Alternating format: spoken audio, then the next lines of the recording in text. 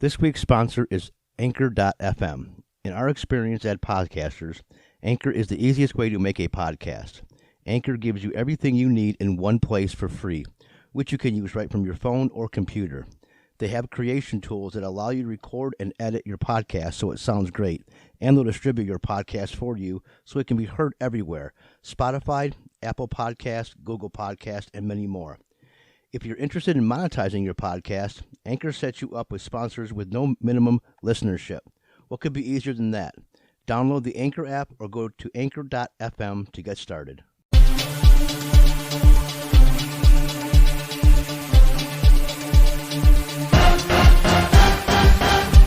The Chains of Reason podcast, where we link the chains of reason that affects our daily lives in society and culture, including, but not limited to, sports and politics.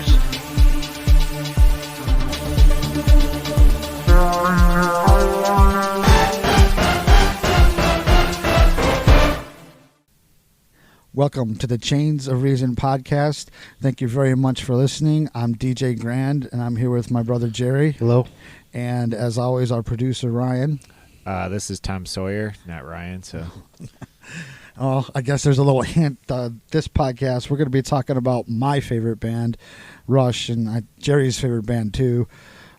So, I guess let's get into it. What does Rush mean to you, Jerry? What it means to me? Yeah. So, what does Rush mean? I've always liked the difficulty of the songs. I don't want to get Geddy's voice so much, but most of the songs there are pretty difficult to play. What's wrong with Geddy's voice? Well, you either like it, you hate it, or you love it. There's no in between. Plain simple. I don't know how many times I've come across a person I like the music, I just can't stand the voice. I've heard that so much. That doesn't bother me because I do like his voice, but that's not my reasoning for liking Rush. That's all I meant by that. So what is the reason? Is just the complexity? Yeah. Well, again, when I first heard the Spirit of Radio, just how fast that song went. That was the first song that I didn't even know it was Rush when I was listening to him. I heard years afterwards. I realized that was Rush after I heard Tom Sawyer. Oh, that's who makes this song. But that Spirit of the Radio was the first song that I heard that actually, wow, these guys are pretty good. And then to hear they had three guys, that made even more, I guess, interesting or more alluring. See, I agree with you. I love their complexity. I love how they can transition from one speed or tempo into another and just flawlessly and smooth. But time signature moves. Yes, but what really I'm more philosophical, and it's their lyrics and what Neil has brought to the band that really put it over the top for me. I mean, if it wasn't for Rush, I would never have heard of Ayn Rand. I would then have never gotten into philosophy, and all of that is because of Neil and Rush. Kind of funny but that actually hurt the band. Well, it's because of the liberal fascist press in Nevertheless, Great Britain. Even up until this day, it still hurt because it's always brought up about 2112 like it's some nasty mark. It isn't. It shouldn't be. But that's always brought up like it's some bad thing on the resume. Because most people don't understand Ayn Rand. Most people they don't get the fact that what she's talking about. We talked a couple podcasts ago, we did The Fountainhead. People just don't understand her, and the press, especially the liberal press, because she is more conservative, if you want to call her anything, and they just don't like her, so they will lash at anything Ayn Rand. But yes, but I'm just saying that kind of hurt them in their popularity. It did, but I'm glad they did it. So am I. Well, since we're going to bring up Ayn Rand, they always say, at least I've heard Geddy say, that he doesn't totally agree with Ayn Rand, but he agrees with her aesthetics. The artistic part of it, yes. I have a huge problem with that because it's the aesthetics and politics are your bottom branches of philosophy, and it's your metaphysics, epistemology, and ethics that lead to your aesthetics. If you say, I only agree with the aesthetics, but I don't agree with the top three branches, it's equivalent to saying, standing on the 33rd floor of a skyscraper and saying, I totally deny the 32 below me. It doesn't make any sense whatsoever because you need those. Those would lead to that aesthetics. You can't just piecemeal it. Correct. I think I heard Geddy put it about the artistic part of Ayn Rand, who attracted them to her. Yeah, well, all three. And specifically, he was talking about the Fountainhead too, because of Howard Rourke's artistic. He stuck to his principles, his integrity for his artistic work, and that's what they agreed But with. I kind of think Getty was being political, saying that he doesn't agree with the other stuff, knowing full well, had he said that we agree with it all, it would have made it just. Well, he'd have been crucified. Well, that Look, saddens if that me, was a but move, that's then I okay. can't agree with them for doing that. that saddens me, but that's okay. They have every right to do that. I would stand up for Ayn Rand and whatever I think. And look, and just the fact that Neil put it in 2112. Well, the problem is that he put it in there because no one would have known if he didn't put in to the liner notes Right, correct. with acknowledgement to the genius of Ayn Rand. That's what did him in. So you guys both know Ayn Rand's her magnum opus, Atlas Shrugged, right? Oh, yeah. Okay, listen to these lyrics. The world weighs on my shoulders. Who is that Titan? Sounds like the dude holding. What's his name? Atlas. Yeah, dude. But what am I to do? What is that? Shrug. Shrugging. Keep shrugging. That is from the lyrics of Distance Only Warning. Neil hid that, made it hidden, didn't come out overtly and say it was Ayn Rand, but still put it in. That was in 1984. So there's more than just 2112. If you look to the first album that Neil joined, Anthem, Live for Yourself, There's No One Else More Worth Living For, That Begging Hands and Bleeding that was Hearts Will bring- Only Cry Out for they More. Bring that up. That's, and even Anthem, the name Anthem, that was once again Ayn Rand, but he didn't come out right and say it. If you listen to or read the lyrics to Free Will, that is the objectivist's ethics. It's just in word form, in song form. It's great, but he didn't come right out and say it was Ayn Rand. And throughout almost all of Rush, the way things might not to be, which is her aesthetics, that's in Rush too. So he has acknowledged Ayn Rand. He just hasn't done it overtly. I mean, and that's what I like about him too. He still did it. I mean, I even went online and had people argue with me about that. How can you deny what I said about the world weighs on my shoulders, but what am I to do? How can you deny that is a metaphor for Atlas Shrugged? There's no doubt about it. Yet people would argue with me about that. It's just foolishness. But the point is, if it wasn't for Ayn Rand, is just like I've said in other podcasts. To me, she's the base camp of philosophy that leads right before the mountain, and the mountain is huge. You got to climb it. If it wasn't for Rush, I wouldn't have even got to that base camp, let alone climbing that mountain. So to me, they mean so much to me. Their symbol, their logo, the man and the star, that is the perfect metaphor for my philosophy and its individualism. And everyone always says, why is he naked? Why is he naked? Well, when you stand and you do base yourself on philosophical principles, you're bearing your naked soul. And that's why he's naked. It's a perfect metaphor. And the star in the circle represents collectivism. So it's man, the individual versus the masses. I love that symbol. That is me, and that's what I love about Rush. It is me. I know you're not a huge fan of Rush, Ryan, but what do you like about Rush? Well, coming from a subdivision, and I don't mean to be put on the limelight, but it's just I don't know. The puns are just flying around. I'm here. trying to do as many as I can for this episode. So I don't know. As I got older and not even that. As I got into music, I should say, they're just a lot of my buddies that actually were musicians. It's like you got to know who Rush is, and they have a lot of good songs. Like again, I'm not like super invested into them as much as like you both probably, but I can't obviously deny their like musician talent. They're just so good. They are, and at least you appreciate them. And that's another thing too. I really see the three best individual musicians come together in a band that is a band's band. I mean, they don't have guitar solos; they have band solos. That's another thing I love about Rush. Yeah, and and it's like with any progressive rock and all that stuff. I guess that's what you like call it and stuff. These songs are very long, and I used to like not like that, but now I've appreciated it a lot more because it's just like, why would you want like a good thing? Like YYC is a good example. Like has no lyrics. Not saying that's like a bad thing, but it's just like it's a good song to listen to, and that's like, how long is that song? That's only like 5 minutes. Yeah. If you want to talk about a long instrumental, La Villa Strangiato, have you ever heard that one? No. I highly recommend. That's when they're at the height of their Okay. progressive. But see, they push that. You know, they that's push what the I'm- envelope of the And they're like, instrumentals. Absolutely. yeah, we can go past 5. if know? if you can hold an audience, whether it's on record, CD, or live, if you can hold an audience with no words, you've got something. For sure. I mean, very, very few bands are able 12 to do minutes. that. What's that? For 12 minutes. Well, for La Villa Strangiato, 12 yeah, minutes. yeah, I And no totally one sits agree. down through every single note.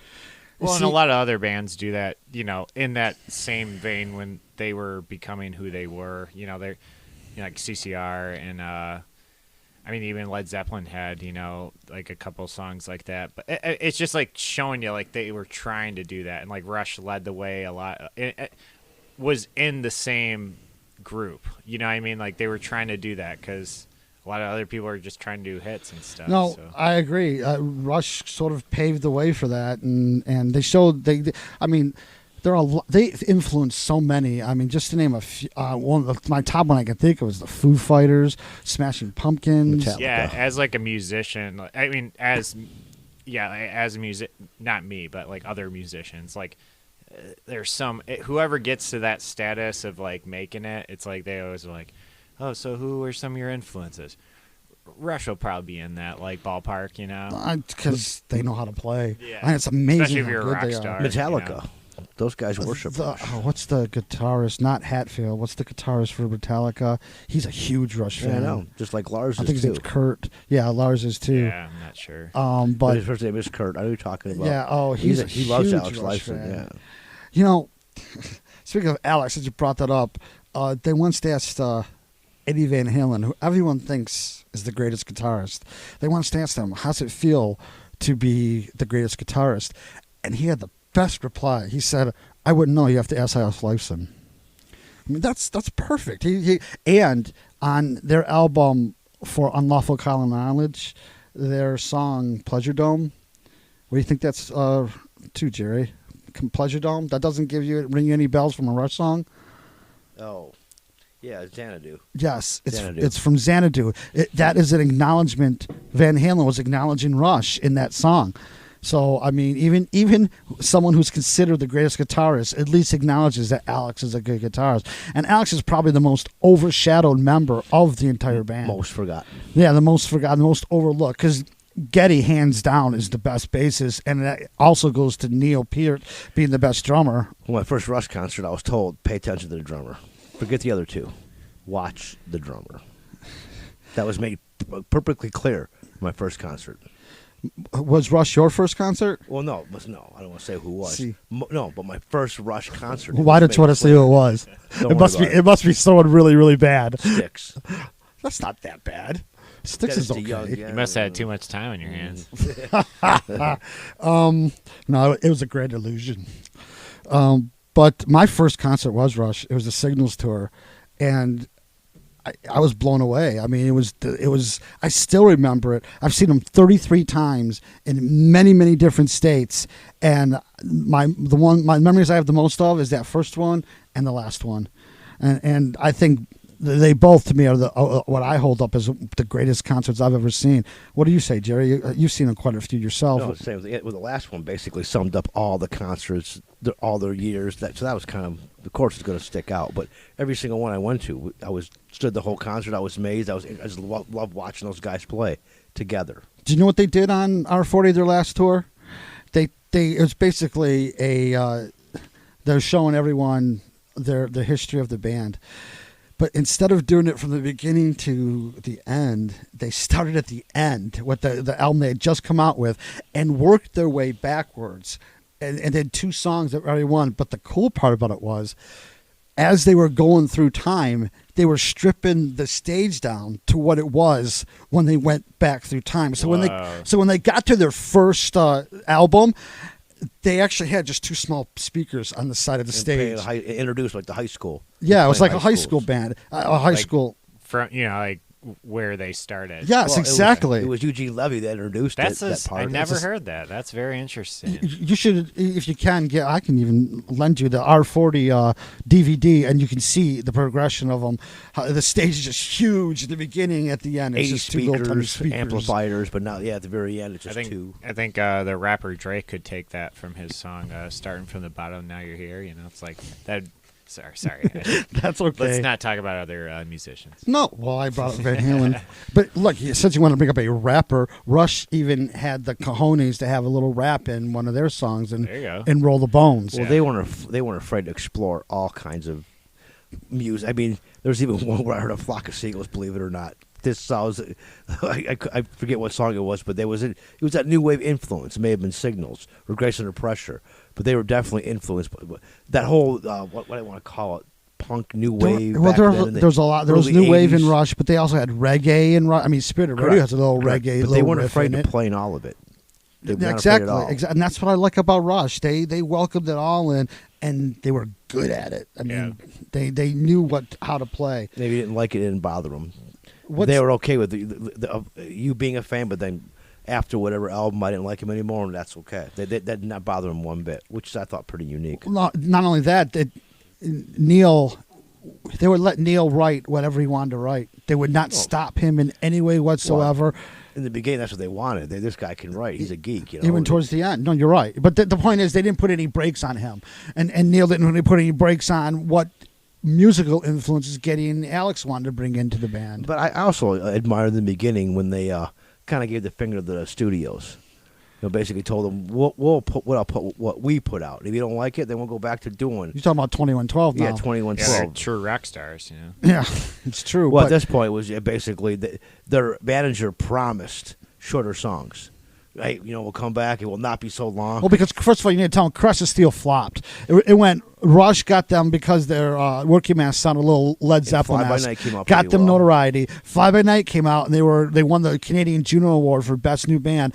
And then Crush of Steel, their third album, comes and it flops. Yeah. And so the record companies like saying, no, we have to have something commercially viable or No more you're long done. songs. Yeah, See, no that's more. going back with your Iran thing with the Fountainhead. That literally is the whole thing of like, they even made these, like you said, these songs that hit even, and they fit the box, and then they're like, well, we like to do long We're gonna songs. do it our way. Yeah. That's exactly just like how it worked. Well, You're absolutely right. I forget the gentleman's name who actually was in the room when they brought 2112 to the producers of the record company. The record company was, what the hell's this? You promised us. You promised us steaks, and you brought us applesauce. But the thing is, if you listen to 2112, the song now, not the album, the song 2112, it is angry. You can literally feel the anger, and they were basically saying, "We're going to do it the way. If we're going to go out, we're going to go out the way we want to." And another thing I love about Rush, no one tells them what to do. They did it on their own But terms. from that point on, they never got messed with. It was Yeah. made clear that they'll put out what they want. They won their out. freedom by 2112. Yeah, because that's what the fans wanted. They understood that, and that's why they're where they are now. And they understood what they were good at, and they could pull it off. What song or songs has the deepest or most meaning to you, Jerry? Well, it's just too many, but I guess Red Barchetta would be the one. Well, is that your That's favorite? probably- Or has the deepest no, meaning? That's my all-time favorite, just from high school. But there's so many that I like. Time and Motion, but if I had to pick one, it'd be Red Barchetta. That was my favorite. That's my favorite too. But for as far as meaning goes, it's got to be 2112. I mean that whole what it did to me for Ayn Rand, that it meant so much that to me, from a philosophical point of view, 2112 is it. Although I love Red Barchetta, and there's so many other songs. Natural Science is a great song. Just I could sit literally all day and name off so many of them. What's your favorite CD or I'll date myself album? That'd be probably Moving Pictures or the last one, Clockwork Angels. Probably Clockwork Angels because that was the one that they referred to as you would expect it to come out after Moving Pictures, not the Radical Signals. So they went back to the concept album to 2112, and Right, but I would say I'd have to pick. It'd be Moving Pictures probably because every single song on that album is I can listen to. Everyone I Since like. you bring up that I could say that to just about every Rush album. that's what I'm You saying, could say that about just about, but Hemispheres. there's- You could say that about Permanent You Waves. can't say it about Hold Your Fire. There's a couple. Well, there was albums that- one song on Hold Your Fires I agree with. Okay, I totally agree with. But Power Windows, when that came out, that's a perfect. I don't know a single song on that album that is not a good song. So I mean, I could say I get it. You're right. Moving pictures, every song is good. But Rush didn't put out singles. They put out albums. No, exactly. Yeah, no, correct. I guess that would be my favorite because high school, but from Tom Sawyer all the way to Vital Signs, all those songs, everyone. Even though with Max Webster, it was a unique album. Speaking of Max Webster, I heard Battle Scar on Deep Tracks. It's an awesome tune with both It's Max awesome, Webster but it's not a and Rush song. well, it's Rush and Max Yes, Webster. but you don't ask somebody what Rush song that I listen to because that doesn't come up into the conversation because it's a duet, I guess. Still, it's a duet of two bands. Seriously, Max Webber's on one side and Rush is on the other, and they played the song gotta hear together. it. Yeah, It's I've called heard Battle that. I never Scar. heard that. It's a great song. Well, I already said my favorite album, but I guess I also like Clockwork Angels and why am I drawing up like Snakes and Arrows? Snakes and Arrows. Neil was really at the height of his lyrical ability, in my point of view. I mean, and he was lashing at religion big time in that album. But The Larger Ball, I think that is such a poetic. I mean, if you took the music away, the words itself would just. It's perfect, and then add the words, and it enhances it so much more. And that was on Snakes and Arrows. I mean, I just love the way Neil used to write. I mean, and what was your favorite concert, Jerry? I can't have a favorite concert because every single one I just love watching them play. I mean, Cleveland, I was second row, right there from Getty. I mean, you could touch them. First Yeah. row, but we were all the way to the right, but it was Whatever, first row. still right there. Never been that. You could feel the vibrations, in the floor, the drum and the bass were close. So I mean, every one I can go back to and pick a moment. I mean, I only went to 32. You get one more. So again, they're all great. But the last one, because they had everything from their career, I probably enjoyed the most. And most sentimental, too. Well, as far as venue goes, I'd love seeing him in Toronto. Yeah, the problem with the venue is I didn't see him there, but I would have loved to see him at Red Rock. We I just didn't, heard. so, No, we didn't. you So can't- but the acoustics that I hear, it would have been, probably the best I would have. But of what you did experience, I mean, that's why I like Toronto the best of all the Virginia was places pretty I good. went to. They were all pretty good. I guess the least favorite was Chicago for me because I couldn't see. Toledo was pretty good because Toledo there wasn't a bad seat in the house. Yeah, it was so Toledo small. was good. Yeah, it And was that a very small rare to see venue. Rush play that's a small venue like that. Other than that, again, every one of them that I could go back and pick something from every single tour that I enjoyed. Actually, once I grew up, I stopped seeing other bands. It was just Rush. That's all I would see. You see, that's just it. When you go and see Rush, they're at the top, and then there's a whole bunch of crap, and then there's every other band. So it's nothing but downhill once you go with Rush. I mean, it's the way it is. That's actually one question I wanted to bring up is what is your opinion on like why Rush fans are just so like they're almost like what's the one band I guess any fandom, but it's just like Rush fandom's so crazy. Like and not in a bad way. It's just good. I would say because What, you for mean so loyal? long, Is that what you mean? They're Yeah, so I guess loyal? like all that. It's like loyal and like for so long they were denied the Hall of Fame. So long, that just pissed the fans. yeah, that does Pissed make them sense. off. I didn't know that. No, it Oh, did. oh. It didn't make sense. Yeah, but if you knew the meaning behind it, and what was the guy who owns the Hall of Fame, Jan Werner. that he wasn't going to. He He basically, he because of said Neil's lyrics, he said he wasn't going to get he it. said that this is maybe a decade before when the Hall of Fame first started accepting, opened up their doors to put in members. He said Rush would never get in because Rush plays from the head and not from the heart. He literally said that. And then when they opened up to the fan vote, it was overwhelming that Rush was the one to go in, so he couldn't stop it.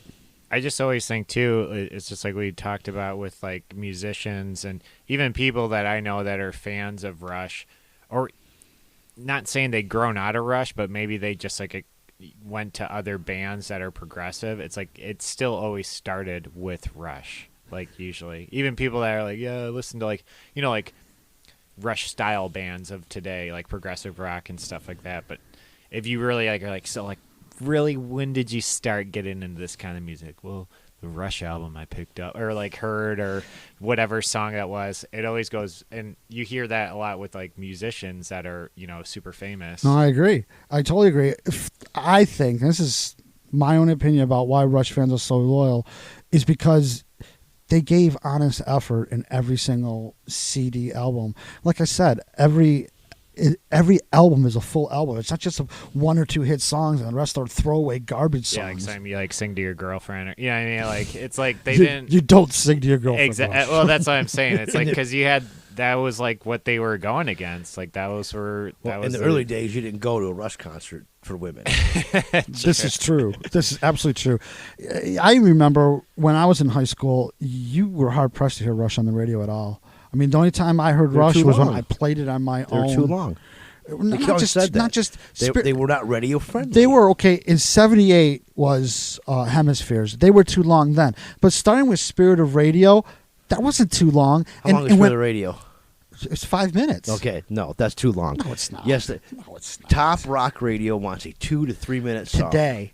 Back then, even back then. wait a minute. You're telling me they would play "Stairway to Heaven" by Led Zeppelin, which is twice as long, but you would never hear "Stairway to Heaven" on a Casey Kasem Top 40. I didn't say Top 40. Right. On the radio, I'm talking I would hear Led Zeppelin. You'd never hear Rush.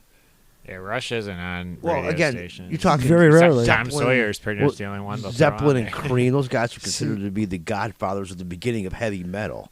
So you'd always hear when we were growing up Led Zeppelin and Cream. Yeah, but Van you'd rarely Halen, hear Rush. You'd hear a lot of Halen. Ozzy, a lot of Black Sabbath. But you rarely hear Rush. Okay, you want to hear up Tom Sawyer? Hold on, you bring up Tom Sawyer. There's one thing that pisses me off about people is when you say, yeah, I like Rush. Yeah, Tom Sawyer. It's the only song they know.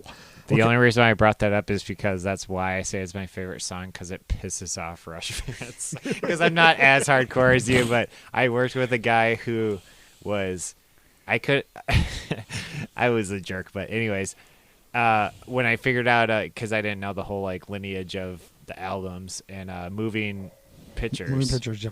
I accidentally called it Moving Photographs because I honestly at the start I thought it was that because like someone said it was like picture like I just got it confused. Well, a photograph is a picture, so I get that. It's I was in the synonymous, same, but but he got so mad because I got it wrong and I didn't understand why. And then he didn't like that because I said Tom Sawyer because I'm like, yeah, that's in Waterboy, and like obviously I knew Tom Sawyer too, but it's like one of those things because if you're a Rush fan, it's like you're too cool. If, like you know, I'm like a poser if I'm saying I got like Tom Sawyer, so that's why I always go with it. Look, Tom Sawyer's a great song. Please do not get me wrong. There's just so much more. I know. It's just a joke. It's just a joke. No, I'm sorry to interrupt you, Jerry. What were you going to say? Yeah, I kind of forgot. Sorry. It's okay. Well, my point being is that the reason why they're so loyal is because Rush dedicated themselves to every single song. Yeah. They didn't cut half-ass it in any way. You were saying, well, back in high school, they never played Rush, right? They rarely played Rush on the radio. Listen to W106.7 now, which is the new WLOZ, right? What is it? It's still WLZ Okay, now. currently, they don't play Rush. They'll play Tom Sawyer Subdivisions, but that's it. Just those songs. Drives me crazy.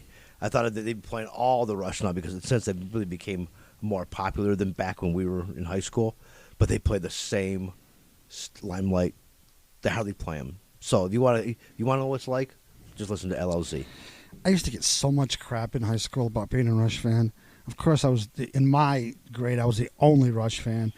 And back in the day, they had such thing called Rock Wars, where they would have... and Rush hardly won. But the point is, they would have one band take on another, and fans would call up, and they would announce a winner, at the end of the hour. I was at a particular party one time, and I was punished at a drinking game because every single time it was quarter bounce, and they would make you, and you got to pick who's going to have to drink. Obviously, that's the rules of the game, and I would be picked every time because that particular night, Rush was taking on Van Halen on the Rock Wars. Van Halen won. Oh, and of course, I had a major hangover the next day, but I was punished for being a Rush fan, so I earned it. Is the point? and goes to with like other music. I got into a lot of like heavy metal and stuff like that, and it's funny that you see a lot of bands that even these like screamo, like really like intense heavy metal bands. You'll ask the singer, guitarist, bassist, drummer, and all that, like, Who are your influences and it's Rush is usually in the top 3 or 5. You know, Tool. Who's the lead singer of Tool? Why is his name slipping my? shoot, I should know this. He's got Maynard. Tool's a huge Rush and fans. that is- I mean, It's like you would never put those I two know together. you wouldn't. They don't. To sound me, anything people have alike. once said, especially the Vapor Trails album, that they sounded similar, and I didn't get the connection. I didn't, but you're right. You wouldn't even put it together, but yet they're fans. They've influenced generations. And towards the end, obviously Rush is retired now, but towards the end, even people were bringing their kids to see Rush. Grandkids. And I noticed towards the last concert, most of the guys were all balding. I mean, that's how old the people were there. So I just can't beat Father Time, you know. this is true. That's just not wanted a Rush to. song. I don't think so. I guess you could I'm just joking. bend it, but no. Anyways, I just wanted to share my love for Rush. I think they're the greatest. They were the greatest band there was, and I'm not sure any band. They're not dead. Jeez. No, but they're No. retired. You're not going to Yeah, hear they're them done. in Rush anymore. Yeah, they're done. They're over. Hey, they're still playing. I don't think. No, they're not. I'm just saying their music's still out there. They're not gone. Well, they will always be out there. You could say the same thing for Elvis Presley. Hey, I've seen Motley Crue's farewell tour 5 times pretty much. So it's like I just don't think with musicians they can never be like retired. They can always. Oh, you mean come like out. Kiss, Yeah. who had a farewell tour Exactly. 3, That's 4 even times. a better example. And now this one isn't ending until like 2021. I normally would agree with you, Ryan, but the last video that I watched of Neil Peart, it was kind of funny Peart. how he put it. Peart, that he cannot play Neil Peart at age 70. He can play I Charlie get Watts. that. Yeah. But he can't play Neil Peart, and he just basically he can't play. He's done. I think Alex put it as he's really killing himself because of Yeah. just of Drumming, of, I mean, of yeah, the that's brutality hard, of yeah. what. But how he did it though, he went to the Do extreme. you know how Neil For described sure. his playing live? I can't even play drums for like 30 seconds. So Oh, I used to play, and it was great. But I can't. To play the level of Neil is Yeah. immensely difficult. Neil said that his playing live was like doing a mathematical equation while running a marathon. yeah. I mean, it's It's intensely the most complex. physical instrument out of all those. No, you'd have absolutely. to say. And the drummers always got abused the most too with all the Yeah. jokes too. Like they're the dumbest too. But Well, he proved that wrong. I just wanted to share my love for Rush. I mean, I hope that you guys give them a listen because I really think there's something in Rush songs that just about anyone can love. Anything else to say? No, I agree. Well said. Well, thanks for listening to the Chains of Reason podcast. You can get in touch with us or look at our website at Sorry, I almost screwed that one up again, didn't I? Chains of Reason podcast.com. You can see our social media there and hit the contact us button. This is the Chains of Reason podcast. How can anyone be enlightened when the truth is so poorly lit?